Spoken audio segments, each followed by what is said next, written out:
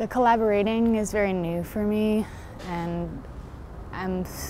opening up more to it, but I was very scared of collaborations when I first started playing shows, and like, if you're thinking circa 2009, I was so afraid of playing with other people because I was afraid I'd be found out that I was a fraud, because I don't know keys, I don't know how to jam with people, I don't know, like, I'm not well read in theory or anything, so I was kind of nervous to play with other people just because I'd never had a band before. So it took me a while to get comfortable with just working with other people. But when I met other people that worked similarly to me, I got less and less scared. So I'm more and more open to the idea of collaborating more often, because it does help the songs become new again, and I don't want to keep writing the same song, and I think if you close yourself off to collaborating, then that's what you end up doing. You know, it can be really hard to play them still, but I find them very healing, and because of the way I write, it's stream of conscious, so I still find meaning in songs I wrote years ago, and it's constantly changing with how I'm changing currently. You know, I feel like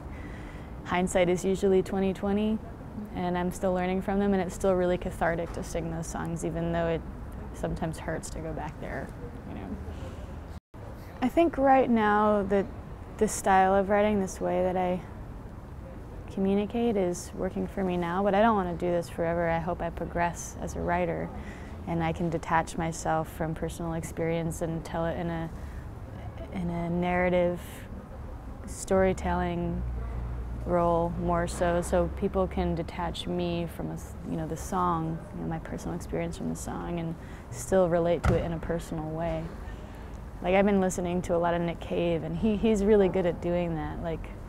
he can write a love song, but it can be a murder ballad, you know. And I don't necessarily want to write things like murder ballads, but I admire that approach, and he's really good at detaching himself while still really engaging the listener. I mean, my parents, more and more so the older I get, I respect more and more, realizing the shit that I put them through as a kid, and I was one of 5 kids, so looking back on the things that they sacrificed so we could do what we wanted to do in our lives, and still supporting us to this day emotionally, like, it's